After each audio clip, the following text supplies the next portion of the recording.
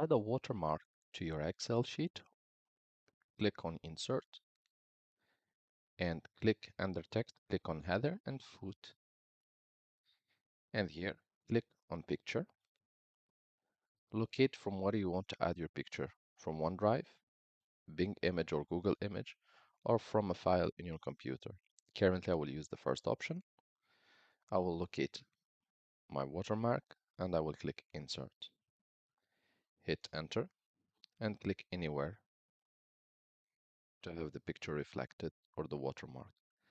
Next, click again on Insert, Header and Footer, and Format Picture. And here you can crop, reduce the size or increase the size of your watermark. You can do it also on a scale of percentage, and it should be fine. Once done, click anywhere, and you will be able to see it